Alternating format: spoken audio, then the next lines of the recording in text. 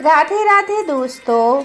उत्तरी भारत में कार्तिक कृष्ण पक्ष की त्रयोदशी तिथि के दिन धनतेरस का पर्व पूरी श्रद्धा व विश्वास के साथ मनाया जाता है। धन्वंतरी के अलावा उस दिन देवी लक्ष्मी और धन के देवता कुबेर की भी पूजा करने की मान्यता है। इस दिन को मनाने के पीछे धन्वंतरी के जन्म लेने की कथा के अलावा दूसरी कहानी भी प्रचलित है। कहा जाता है कि एक समय भगवान विष्णु मृत्युलोक में विचरण करने के लिए आ रहे थे। तब लक्ष्मी जी ने भी उनसे साथ चलने का आग्रह किया। तब विष्णु जी ने कहा कि यदि मैं जो बात कहूँ तुम अगर वैसा ही मानो तो फिर चलो। तब लक्ष्मी जी उनकी बात मान गई और भगवान विष्णु के साथ भूमंडल पर आ गई। कुछ देर बाद एक जगह पर पहुंचकर भगवान विष्णु ने लक्ष्मी जी से कहा कि जब तक मैं ना आऊँ तुम यहाँ ठहरो। मैं दक्षिण दिशा की ओर जा रहा हूँ, तुम उधर मत आना।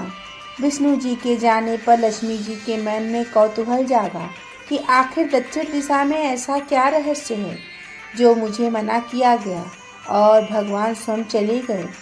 लक्ष्मी जी से रहा नहीं गया और जैसे ही भगवान आगे बढ़े लक्ष्मी भी पीछे पीछे चल पड़ी। कुछ ही आगे जाने पर उन्हें सरसों का एक खेत दिखाई दिया जिसमें खूब फूल लगे थे।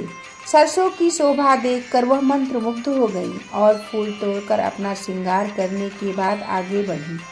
आगे जाने पर एक गन्ने के खेत से लक्ष्मी जी गन्ने तोड़कर रस चूसने लगी।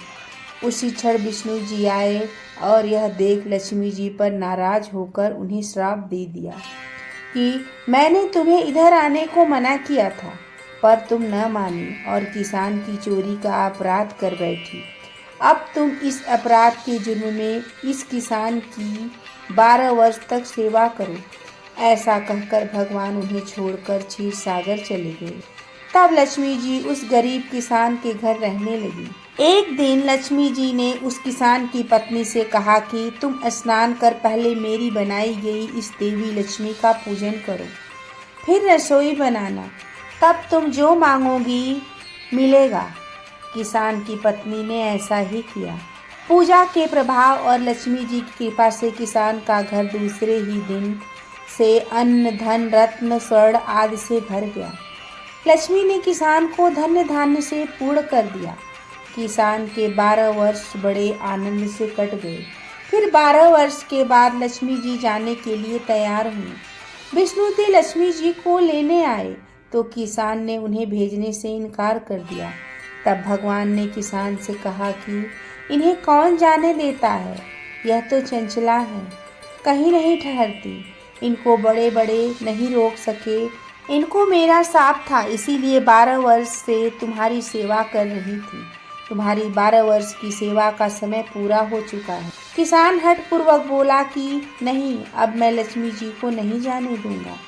तब लक्ष्मी जी ने कहा, हे किसान, तुम मुझे रोकना चाहते हो तो जो मैं कहूँ ऐसा करो।